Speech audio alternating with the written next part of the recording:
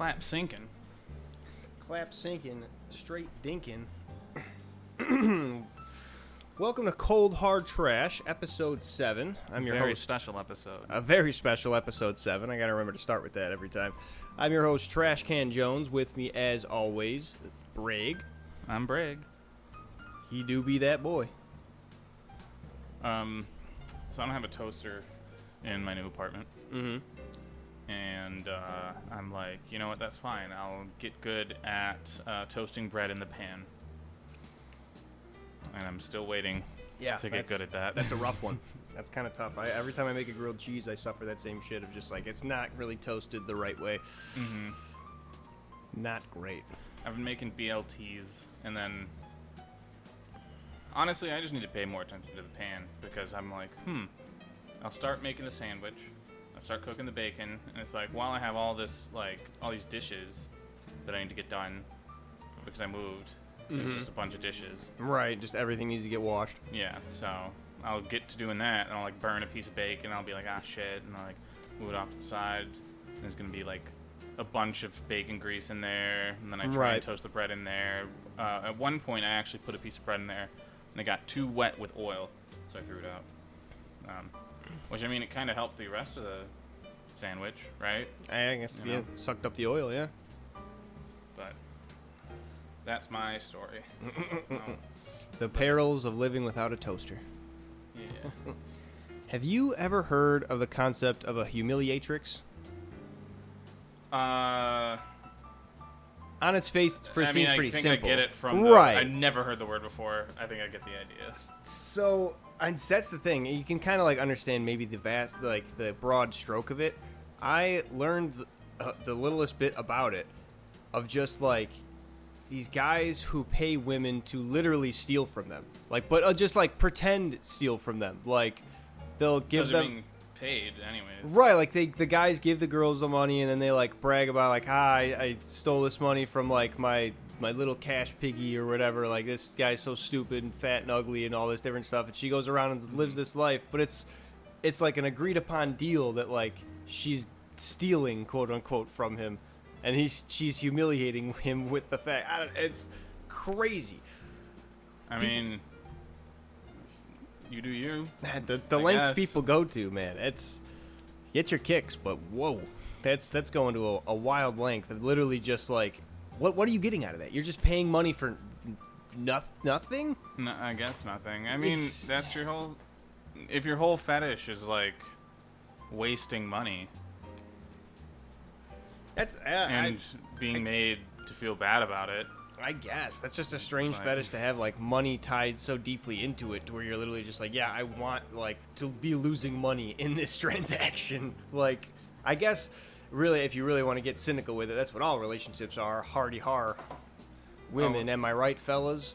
But yeah, that's just a literal like, oh yeah, I'm just going to throw money at this woman, and then she's just going to do nothing but shit on me. I mean, I would say I don't have relationships like that. Right. I was just saying like quite different. I was just saying like in a cynical way of just like, oh, women are nothing but they cost money and they just, or whatever. See, I feel like that's a sensibility that I heard a lot more, like 10 years ago, 15 years ago or so. Made in media from people who were from like 20 years before that. Yeah, but the thing, like, is it...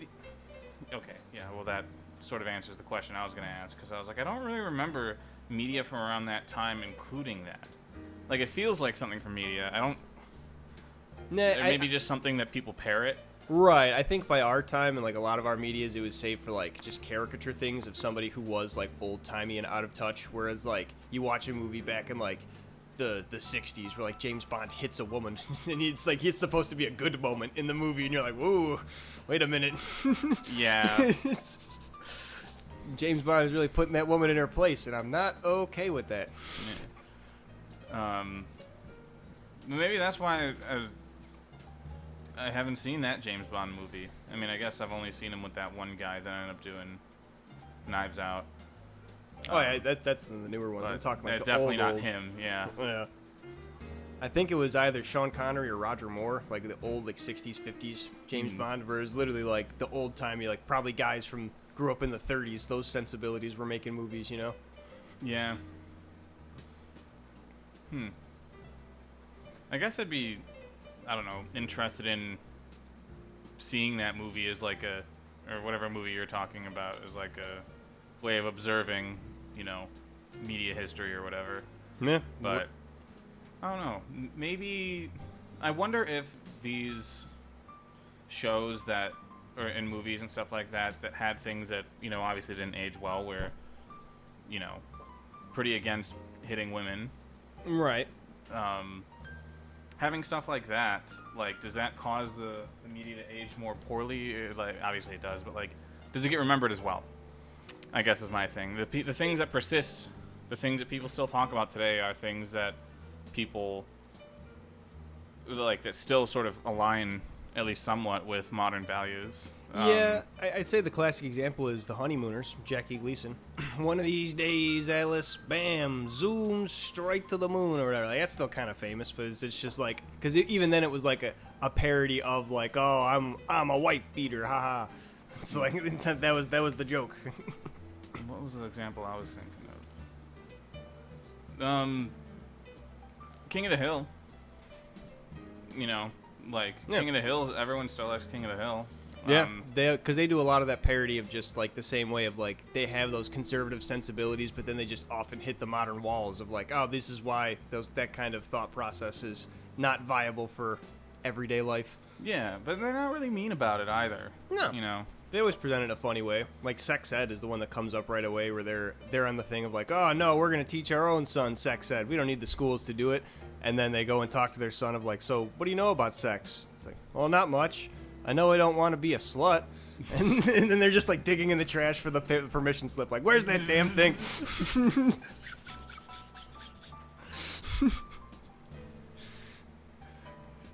Sometimes you got to switch up your thinking. It's healthy for you.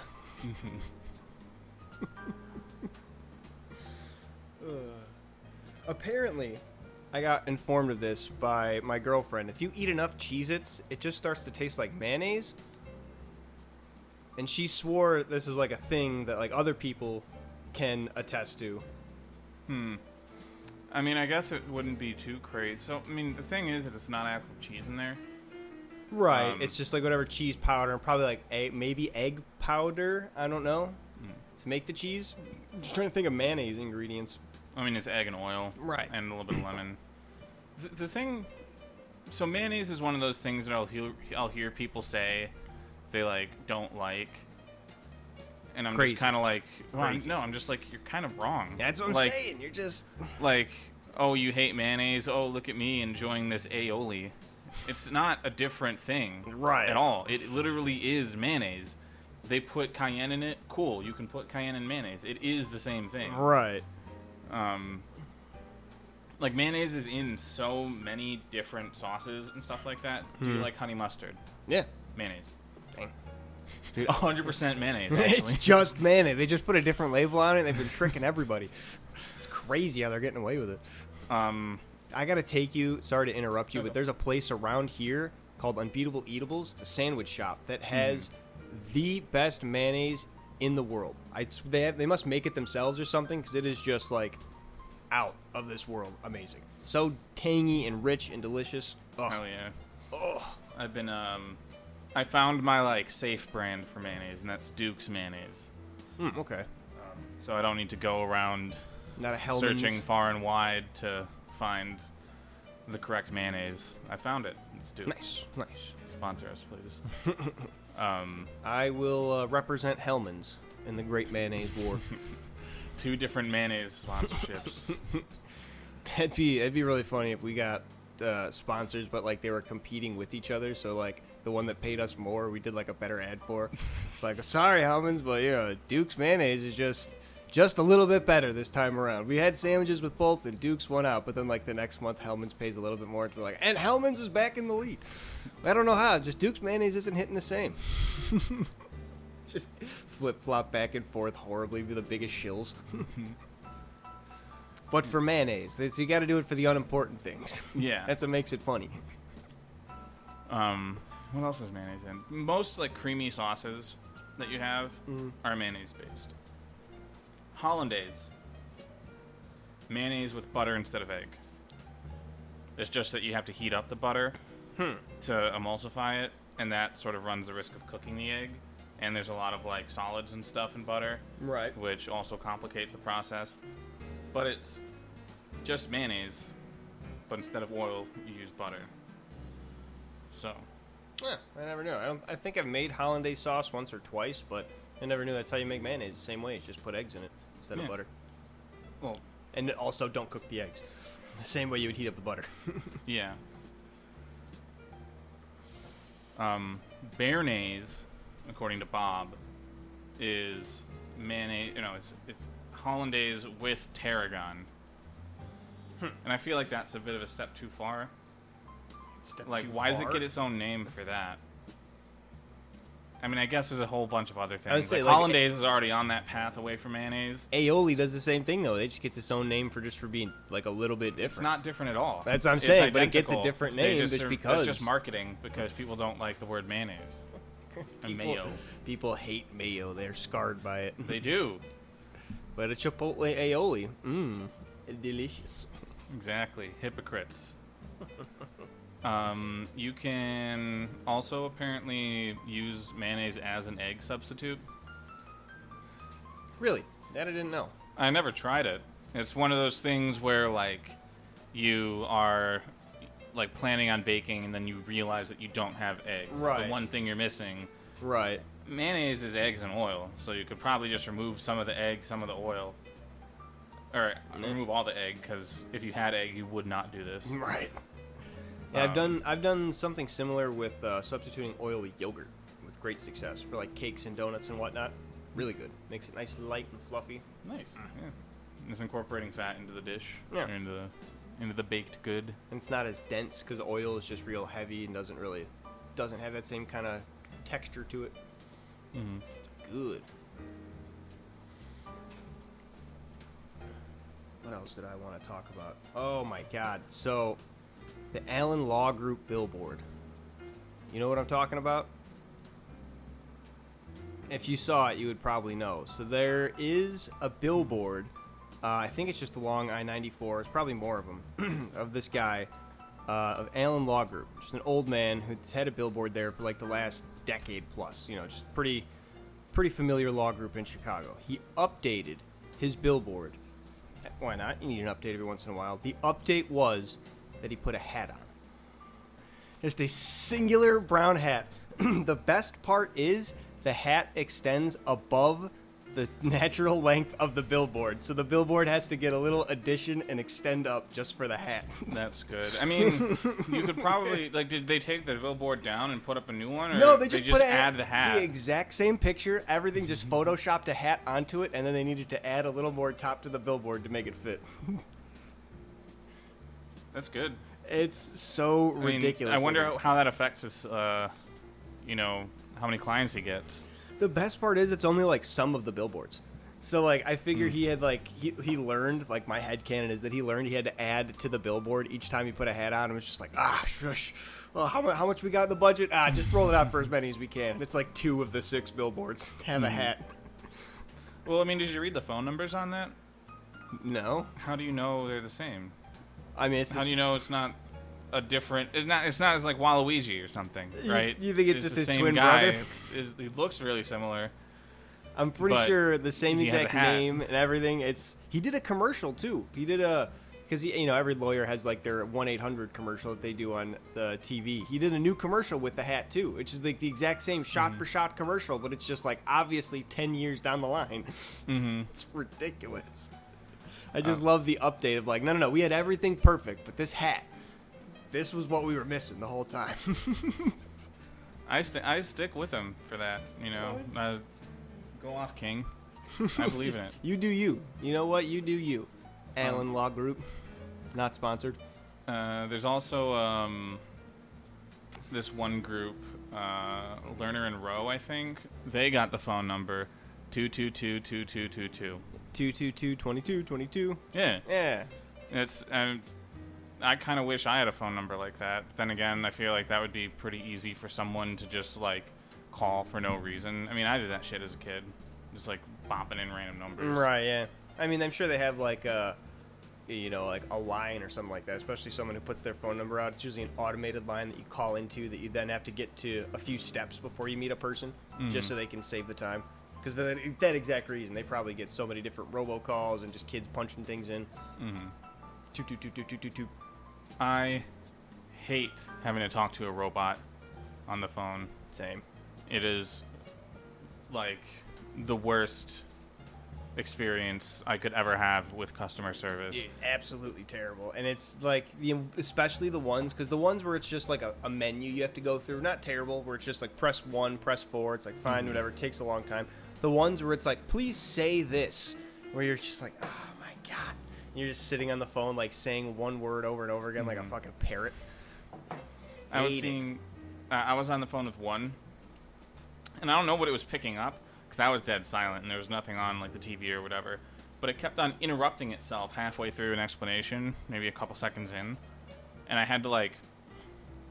Basically, whenever I can come up with, like, a robot like this or something, I'll try and go through the menus a little bit.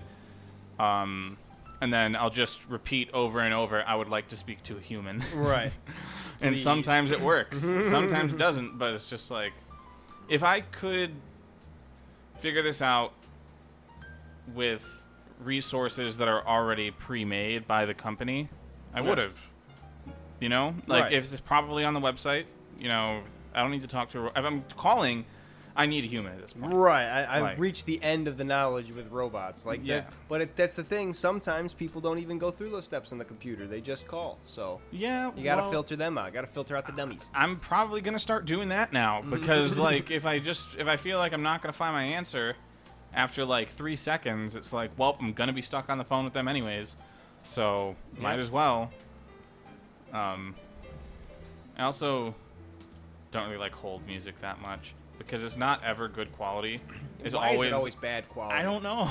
It's always like played through somebody's like just holding a phone up to the speaker. Yeah, up to like an old like answering machine thing like yeah, that. crackling and shit. It's like why? It's like at this age you can't just play a fucking music file over a phone. Yeah, I have no idea. And then they got the robot like giving you little tips in between, which makes you think that like someone's actually picking up, but they aren't. You're right. Yeah. 40 minutes, I think, on the phone with U-Haul support. Ugh, that was rough. Which, by the way, I got a notification that my reservation was canceled a couple days later. Hey. Which makes... I'm going to check my bank again, but I'm Say. pretty sure I didn't get charged for it. Nice. So I am like that. completely fine with that. Satisfied with your service. Yeah, but now I can't leave a review. I was going to leave 1 stars. You just turned it into a 5-star, but now I can't. Well, yeah. Speaking of phones, though, do you know why phones like make the noise when you press the buttons?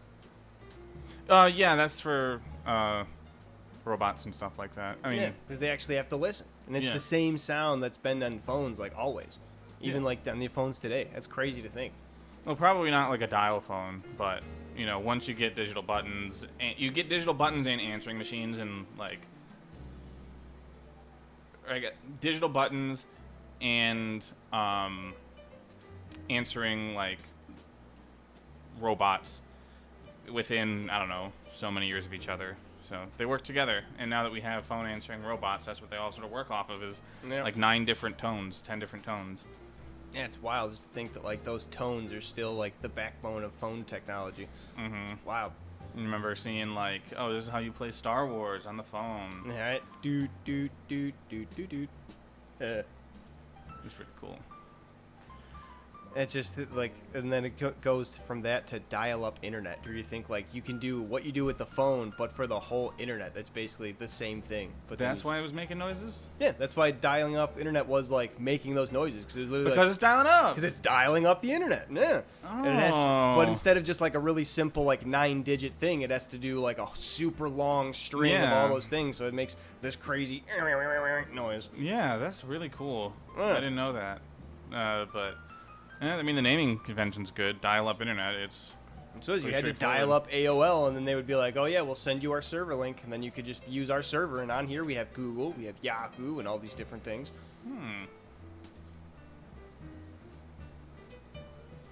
I love those modem sounds. I miss them. My only experience with them was like my very beginning of using a computer, and it was literally just like waking up before everybody on a Saturday and being like, well, guess I'm setting the alarm clock for the house just because I want to play Clue board game on PC. Sorry, everybody. Sorry, not sorry. Roll the die. Hell yeah. Love that game. I think I've only ever played Clue properly once. I think I've played Monopoly properly 0 times. Really? That used to be a family game classic of ours. Mm-hmm. Trying to break out Monopoly. The main thing is that apparently, like, one, free parking doesn't give any money. No, that's what speeds up the game, is you make free parking give money. Well, I don't know if it does speed up. So the big thing that we, at least whenever I play, that doesn't speed up the game, it slows it down drastically, is that we don't hold auctions. Yeah, that's the big thing. Because if you hold the auction, then you, like, buy up all the properties pretty quickly after a couple times around the board. And then you use your Monopoly to try and bankrupt everybody else. Right. Because there's not really safe spaces anymore. And you, like, build on, you know, the specific spots that, you know, people are and all that shit. Yeah, auction really speeds it up. But yeah, free parking, being able to have that money just lets you, like, without the auction, to be able to buy properties quicker. Which, yeah, gets less safe spaces, and then the game really starts getting interesting. Yeah, I don't know. I still feel like free parking giving money, like, that prolongs the game. Because you win by everyone else losing all their money. Right, but you also, without the ability to auction, that everybody just kind of plays safe with their money, and then you have like 10, 20 trips around the board where it's just like, nah, I don't want to buy that, nah, I don't want to buy that, and everybody's just passing on lower properties, and eventually it's just a long game of nobody buying the browns and purples until they're the last properties on the board type thing. Mm-hmm. Unless some people have specific strategies to go like really broke in the beginning, but then if they ever get hit with income tax or something like that, then they have to sell some properties, unless free parking's on the table. In which case, then they could bank on just getting a little extra cash flow. Keep going. Keep buying. Yeah, but that prevents you from dying. Yeah, but it gets you to the end game quicker. It might help you flame out in the early game, but without auctions. That's the biggest thing. We remember looking at that in the rules as a family, and we were like, we fight enough. Mm-hmm. We're not going to make a whole auction year round. It's going to be way too complicated. Play with kids. I still want to try and play Triopoly. What is that? I don't have a great explanation because I never played it, but it's like 3 concentric Monopoly boards. We had it at the fraternity, and no one ever played it. And whenever we would do like a trip or something like that, I would bring it with, and then no one would play it, and then I'd bring it back. And that's when I started saying, like, if I like bring something to go somewhere and I don't use it at all, I just say that I brought it on a field trip. Or took it for a walk or whatever. Triopoly. Sounds like just convoluted, like 3D chess, where you're just playing like multiple chessboards at once. Well, 3D chess has multiple chessboards at once. It's 4D chess. Crazy movements. Yeah, 4D chess. Past the 3rd dimension, there's a lot of like, I don't know, creative liberty in defining the 4th dimension, and what people want it to be. And granted, it's like, when we say like 3D, that's 3 spatial dimensions. Right. As in, you can go up and down as well as forward, back. Yeah. So I don't really know if like time would fit into that. And dimension doesn't even actually mean spatial dimension. Like if you're doing like, okay, we're doing like an analysis on something, and every single object has like 5 data points.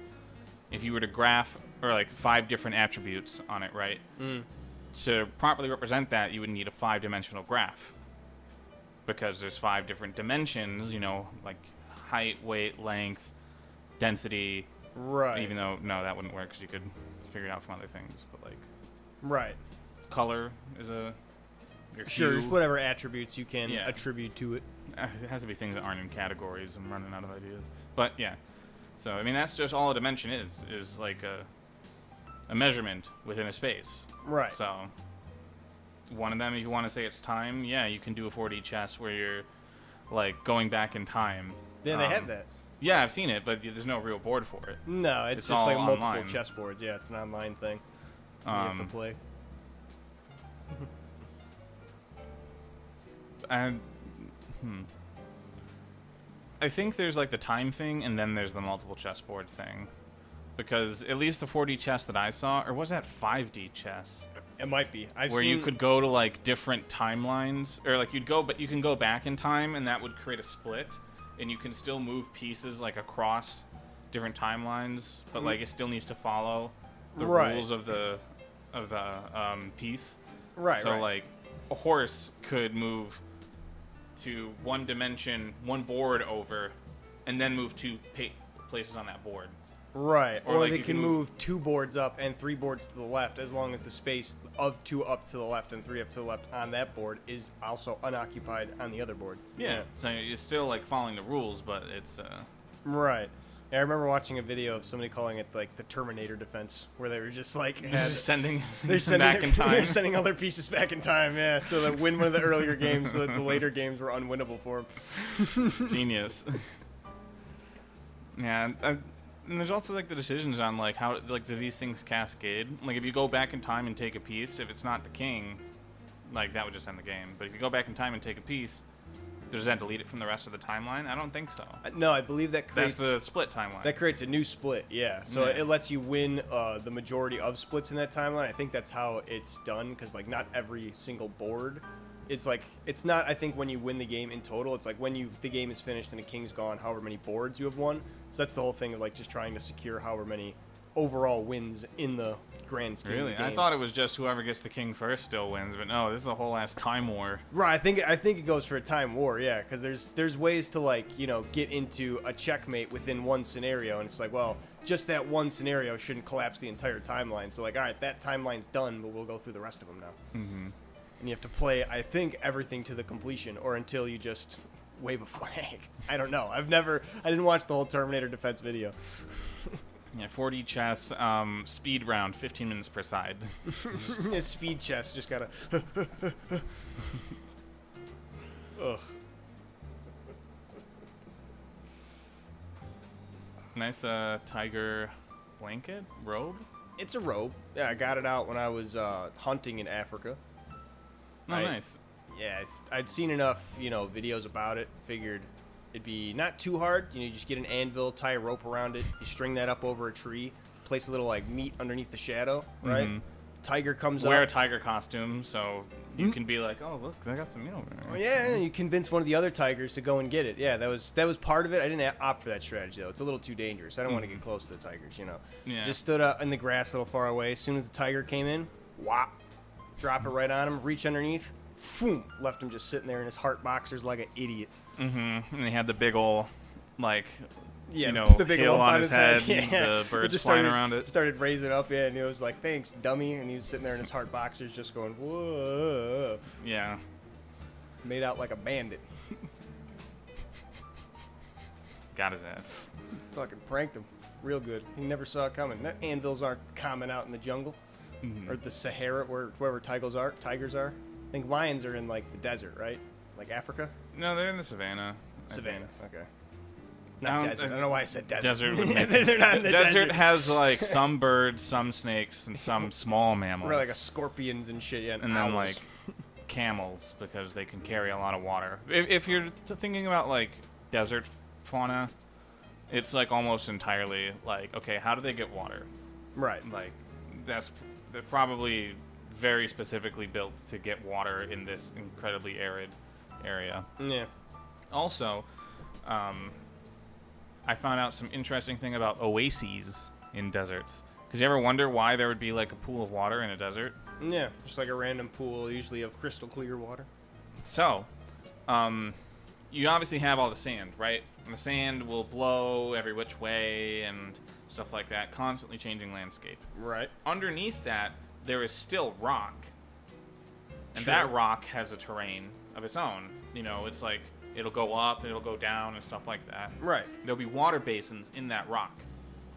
And so oases can form when the sand around that basin is blown away. And just all the water starts blurbing up, and then the physics of just like being able to water pressure up. Huh. Yeah. Interesting. But I don't even think it's water pressure. I think it's like, okay, this is the height of the water. It's, you know, this is a basin, and it's like 20 feet deep or whatever. And then you got like the slope going all the way down, dipping below that water line. Yeah. Oh, I figured it was like there. there was a water basin, like a crack it was coming up through, but the water basin is what's getting fully exposed. Yeah, it's just like a bowl underneath, a bowl of water covered in sand, but the water doesn't have anywhere else to flow. Right. So, the sand doesn't soak it up though. It doesn't like absorb it. I mean, it goes blown away. I mean, it's even if it is like completely in there with the sand, right? Like once the sand is removed, maybe it'll carry some water with it too. But water's heavier than sand. So. Yeah. And then probably like I don't even know if actual trees do grow around oases like that, but you know, if some type of palm tree were to, that would probably, you know, keep the sand somewhat stable. I don't even know if that would work, but yeah, I don't know how the root system of that would work. Sandstorms in the desert can get pretty wicked, so I've seen. So they'll probably take care of any plants that are in that area real quick. Yeah, but it's I've definitely seen it in media. Oh sure. Like, you know, having a little palm tree next to an oasis. Usually that's like the mirage, though, right? You see like the oasis that's like paradise looking, and then it's just like it turns out you were just doing that thing where like you were on the highway and you see, you know, a little dip in the looks like water. It's real far away. Yeah, mirages are cool. I actually still don't know what causes them, but it's definitely something to do with heat. It's heat plus like the optical illusion of like viewing stuff at far away. That's something to do with that. Because like how the heat lines get like wavy, they make your vision wavy almost when it gets far away. Something with that. Bending light. It's pretty cool. Yeah, pretty neat. Also, you know how light moves at different speeds through different mediums? Yes, I think. Explain. Well, it doesn't. Oh, well, I was gonna say I thought there's like a few good ways to slow down light, but to slow down light in that way, what's basically happening is that the light is getting like reflected and absorbed and re-released and all types of stuff as it's going through a medium, and that process takes time, which makes the overall amount of time that the light needs to get from point A to point B between starting, stopping, and, you know, not being perpendicular to that or parallel to the path that you're trying to travel. Take more time, but when the light is moving, it is at the same speed. It's just, you know, going at an angle, right, which takes longer. Take a little bit more time. So you can't really slow down light. You can just kind of redirect it and make it take a little bit longer to get to places. Yeah. Interesting. So light is a particle. We know that it is a thing. It's not this like ethereal type, but we still really have no way to. I mean, we have ways to control it, but we have no ways to really like control its property. It's like base properties. I don't even know if it is settled that it's a particle. Like, yeah, we have photons, but like, I'm pretty sure that's more of like a. Like when you get into physics like that, like. You're kind of building models, right? Right. And the photon model is based off of like, sort of like discrete energy levels in electron like orbitals and stuff like that. I think, and how they jump from point A to point B, and it releases a discrete amount of energy, and that is, I'm pretty sure, how we define the photon. But it still is. It's still kind of like unclear. I mean, there's the whole particle wave duality thing, right? Which I still stand firmly on my ground. But the double slit experiment doesn't say what people think it says. And what do people think it says? By looking at the experiment. So the double slit experiment is about the observer, right? So you have two slits, and you shoot an electron beam at that, and when it's not being observed, it creates a interference pattern, right? So it doesn't come out in two like discrete groups of electrons hitting the surface. It comes out as like waves. So you get like a couple of electrons hitting all the way on the side, and then a break, and then more electrons, and then a break, and then, you know, you get a higher density of it in the center, and then it goes out more, and then there's less at the edges. When you observe it, it does pack it up, or it does group up into two discrete sections. So how do they know it does the first thing if they're not observing it? You look at it afterwards. You have a sheet that records where the electrons hit because they're affected by the electrons hitting it. And then you review that afterwards. But when you observe it, it acts differently. That must mean that just the power of human observation can change physics as we know it, right? No. I mean, not particularly. It just seems like a very odd, like, could be some strange esoteric explanation for it. Please, go on. It's the measuring device affects the actual electrons. Oh. Well, that's simple enough. And therefore, they act differently. But are they, like, using the measuring device, like, in some way differently when they're observing it than they're not observing it? So this measuring device is something put near the slits, and it reads which slit the electron went through. Gotcha. Okay, so I thought they were just, like, it was something to the effect of, like, they were running something through what is cut into the slit, so they were just able to observe it, as it was going on. Sort of not after the fact. But that makes sense. No. The observation is watching it as it's going on. And I'm saying that changes it. Oh, and then so they observe it while it's going on, and then they observe it afterwards. And afterwards, it gives a different result than what it is while going on. Okay, now I'm understanding. Yeah, basically 2 experiments. Both of them you review the sheet at the end of it. The one where you aren't reviewing which slit the electron goes through creates an interference pattern. The one where you are watching which electron the slit goes through, you get 2 discrete blocks. Right, and that's the measuring device is the one. It's what's complicating. Yeah. That makes sense. So that's the whole thing. Is that it's more like to me, it's more of a lesson in like experimental design, where it's like your measuring devices themselves can affect the outcome. Right. Because they physically do something. It's not that we're magic.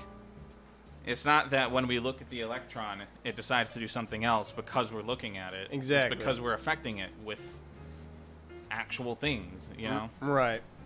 So, that is a hill that I am willing to die on.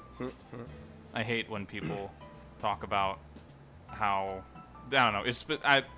I guess I just see a lot of conversations about the double slit experiment, and then I just ruminate and go, "No, they're proving wrong. The observer effect is real." No. I mean, observer effect too for a lot of other things like not natural science that you're trying to what you call it. What's the word I'm thinking of? You mean social things? Yeah, like if you're trying to observe social things, like it works the opposite way. It's just like obviously that's not going to be accurate because you're observing someone while they're doing it. If they're used to doing something while not being observed, then that's going to change them as well. Not just machines, but it's going to change people. Mm-hmm. That's because we're self-conscious, which is also another thing that I've seen, like people arguing that makes the electron conscious. It's like no. Or like how would it be aware of us? Well, it's because we're measuring it. We're changing things about it. Yeah, I don't know. I mean, are plants conscious, you think? Like trees? Apparently the smell after cutting grass is a distress smell. Yeah. Given off by leaves. I had heard that. I think you can prove whether or not a being, or I guess a plant or an animal feels pain.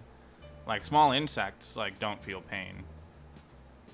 Yeah, it's especially like going all the way up to fish, just because they keep on living their life as if nothing's going on when they have like mortal injuries. Basically, they just really don't understand. Yeah, but I mean, they try to continue to live, which is like a thing about life, but they don't feel pain, and I don't think plants feel pain.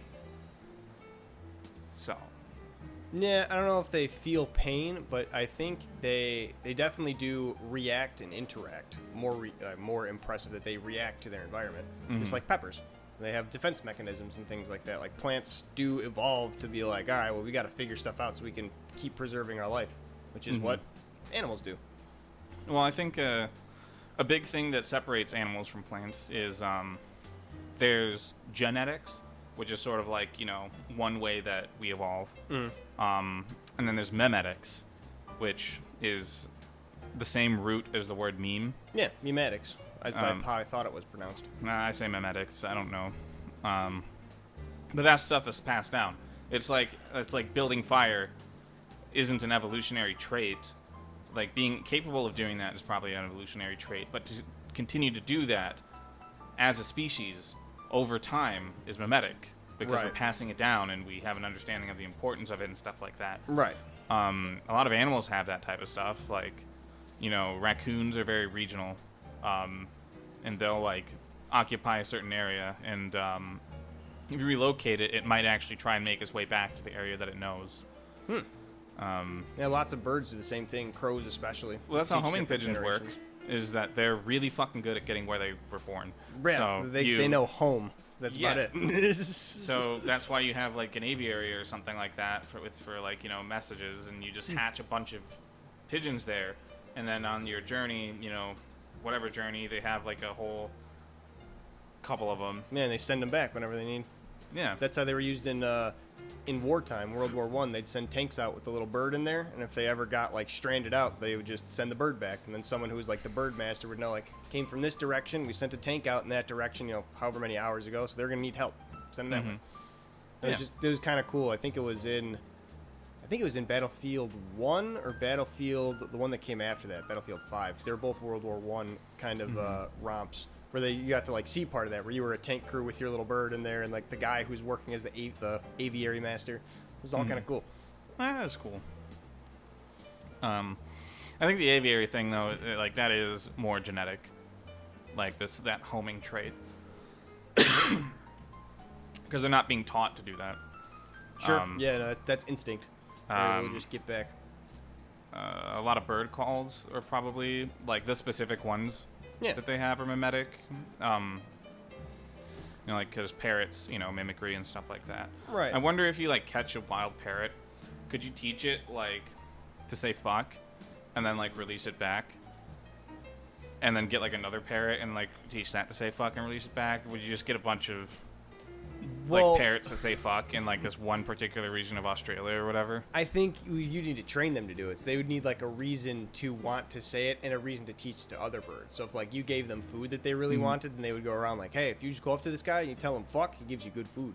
And then like you would have a bunch of birds all sitting on your windowsills being like fuck, fuck, fuck. Well, I mean, they also just like mimicking each other, right? So you teach that one guy to that it's. But why would he say fuck again? Is the thing like for fun? If he thinks because it's fun. He likes you when you say it, and so he says it. Yeah, no, you could roll the dice on bird psychology that he just really likes that word. I would love to do that experiment. That'd be pretty funny.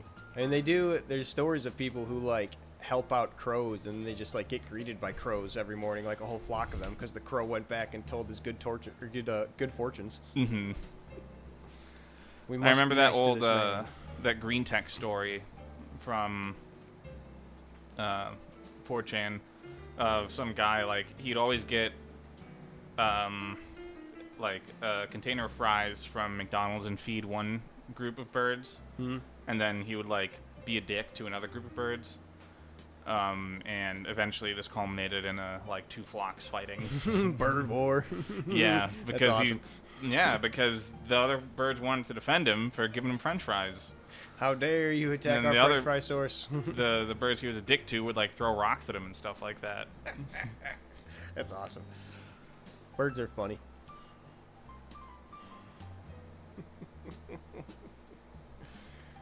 Corvids are really smart. Corvids can also speak somewhat.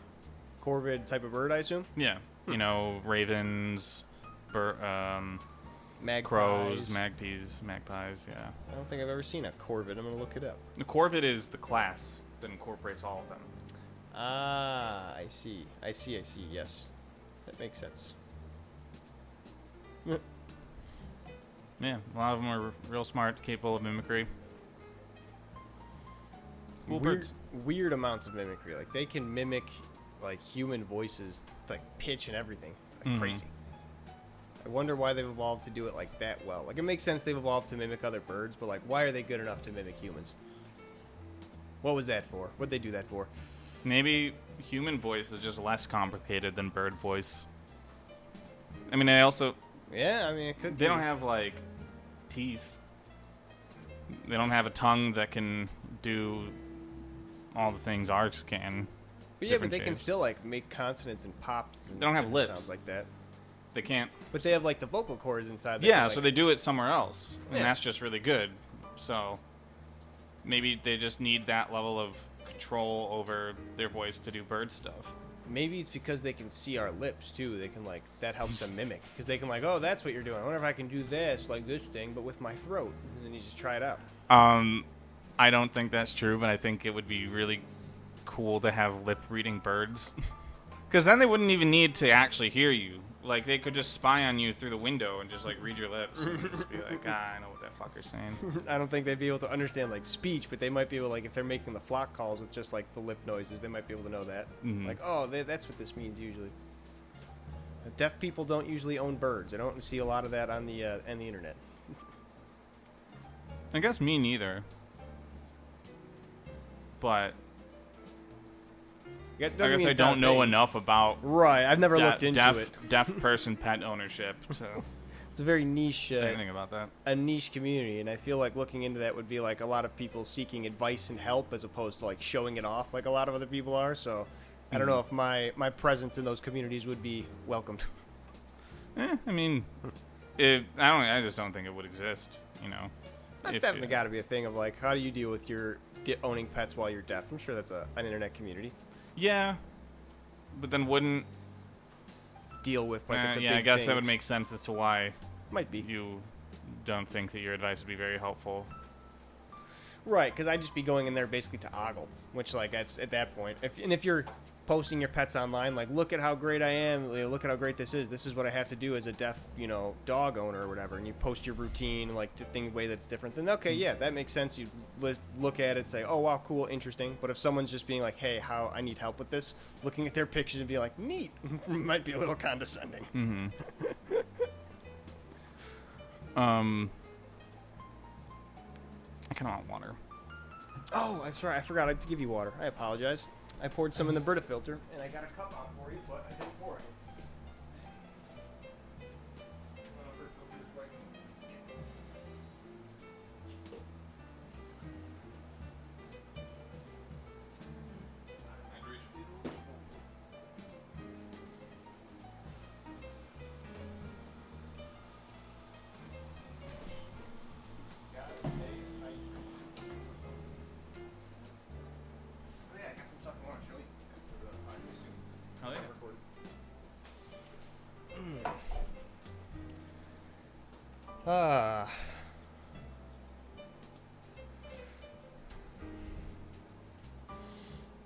No, I don't want to get too far into my other topics. We're 45 minutes in. Right, I don't want to. The other things I have to talk about are perhaps save for the next episode, because I got some deep dives. Some deep dives and some things I want to get hot with. So I don't want to get hot right at the end of an episode, Works for me. In that case, thank you for tuning in to Cold Hard Trash. A very special episode 7 of Cold Hard Trash with your hosts, Trashcan and Breeeg. Thank you for tuning in. We really do appreciate all the support, especially through all the technical difficulties we've had. We're going to try out this video version again and see how it goes. I don't think we had any... we could put the Allen Law billboard. So I was going to say, I didn't think we had any image, assistance with this one. But we could put up the Allen Law billboards. We can put up... what else do we talk about? Mayonnaise. We can put up some mayonnaise. We'll put up some mayonnaise pictures. Dukes versus Hellmans going to war. You can put up the Google search for what's the difference between aioli and mayonnaise. Yeah, I'll record myself just Google searching what's the difference between aioli and mayonnaise. That'll be good. But tune in next time for another very special episode of CRT Cold Hard Trash. We are out.